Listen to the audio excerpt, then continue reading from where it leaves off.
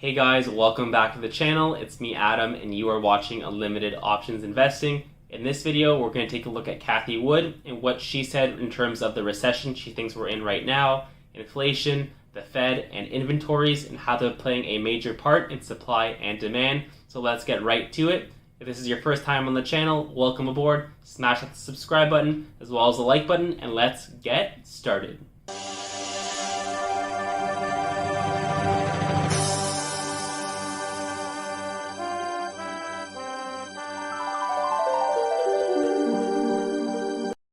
She's been a long-time bull on growth names, loading up on shares of beaten down pandemic darlings while the rest of Wall Street contemplates their prospects.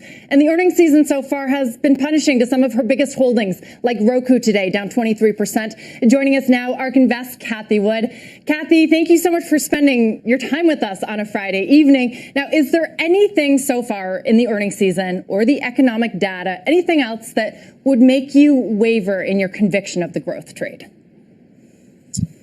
Well, what we do see in these earnings results is that we are in a recession.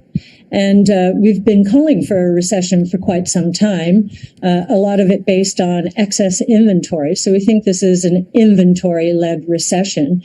And I think that's coming through loud and clear. We're seeing advertisers cut back dramatically. It seems like when Walmart and Target announced in May that they were loaded up with inventories, and this was far.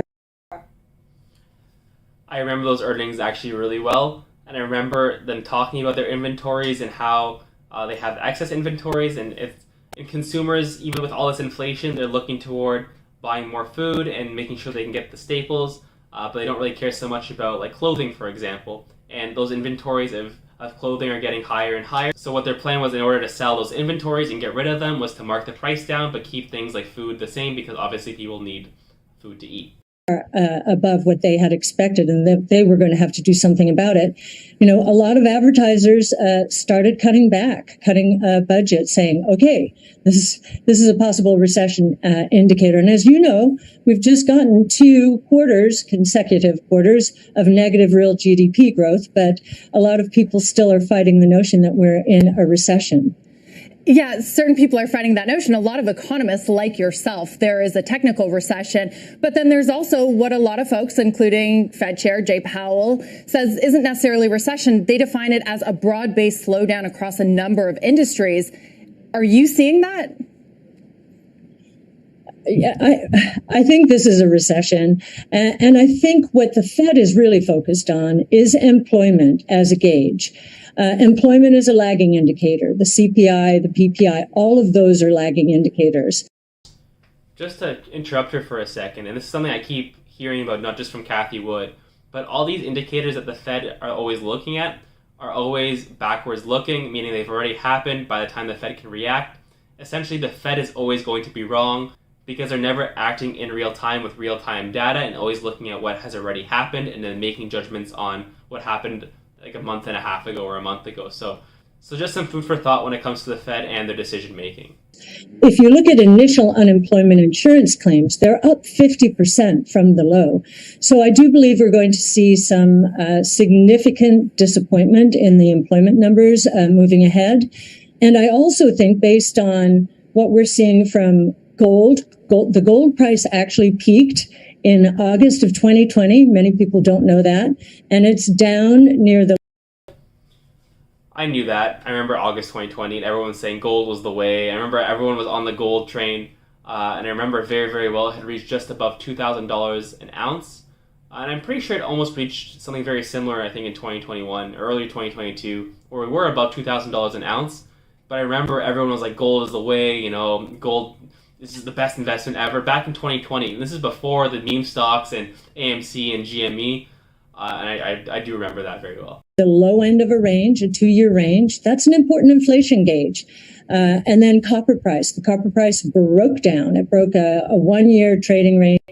I'm going to pause her again. Let's take a look at the price of copper, exactly what she's saying. You take a look at copper just falling off a cliff completely. We hit that 200 simple moving day average back in June. Just a month and 5 weeks ago, and ever since just down after down after down, eventually finding that hammer candle back on the 15th of July at a low of $3.14, and we're now about $3.43. It's looking like a technical bounce, but is it sustainable? We'll just have to see in the upcoming couple of weeks. Also, copper is a good gauge on the economy because so many different things are needed, and when the price of copper is going up, that means the economy is rolling, as we need more economy for just almost everything. Infrastructure, technology, for so many things. So when copper is up, that means the economy is doing well, and when copper is going down, that means economic activity has probably slowed down. And obviously, with the raising of interest rates, we've seen a lot of demand destruction over the past 3 or 4 months. Range in the $4 to $5 per pound range, and it has come down hard. So I think all of these are signals that that inflation is going to come down. It's going to come down significantly, and that we're probably going to see some deflation. And we've been calling for that for quite some time as well. Right, I know you have. And how do you position your portfolio in a recession? What has changed about the way that you're looking at growth stocks? And to pause here again, Cathie Wood has been talking about deflation for 2 years now, since I can remember, how technology and innovation bring the price of your everyday goods down. For example, think of TVs 10 years ago were twice as expensive as they are now, the same size, same standard deviation of technology, but that's no longer the case. But it is true, Cathie Wood isn't lying when she said she has been saying these things for as long as she has been. It's just a shame that ARK-K, her flagship fund, has been getting absolutely decimated. And her fund is super volatile. To be fair, I don't like her names, but I do like her philosophies when it comes to just macro environments. Well, typically growth stocks will outperform as we move towards the end of a bear market and an end of a recession because they're the new leadership. Okay, I'm going to pause here again for 1 second. I'm going to show you guys another very interesting chart. So XLY to XLP, XLY being consumer discretionary, XLB being consumer staples, and looking at the relation or the ratio of the two. So XLY, you have names like Amazon and Tesla making up, 45% weighting, Home Depot, McDonald's.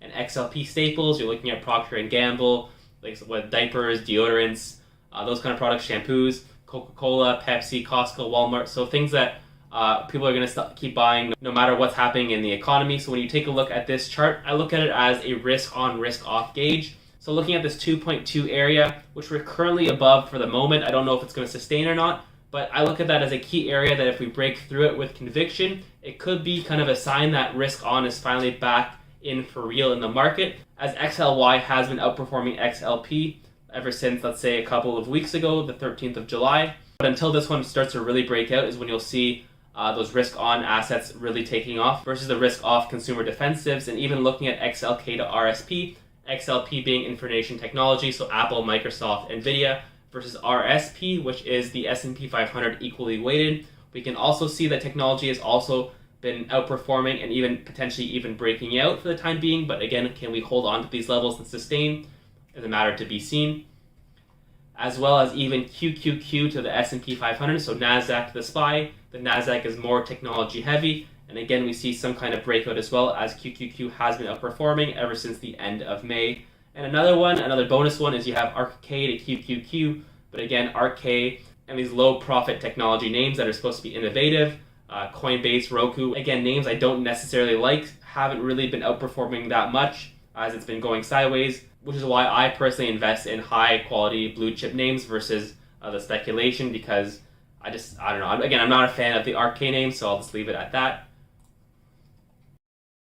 As inflation and interest rates were going up, we were facing incredible headwinds. That started in February of 21.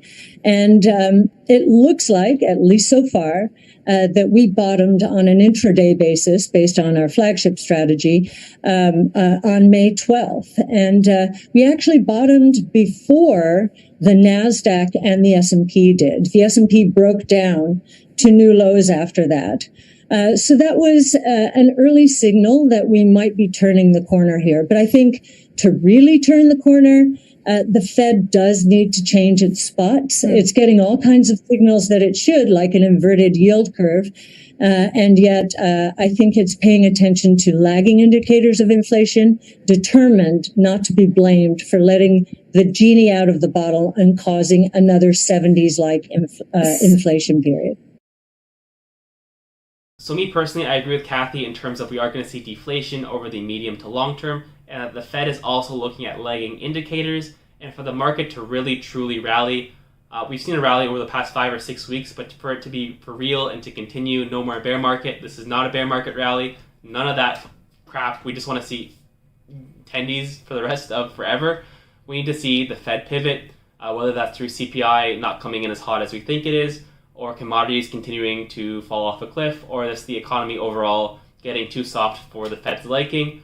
We need to see that pivot in terms of interest rates, just holding the rate as is or bringing it back down lower. But we'll have to see what happens. Let me know your comments below. What do you think of what Cathie said? What are your thoughts on the market and the conditions and what's going to happen? Let me know in the comments below. As always, subscribe and like, and I will see you in the next video.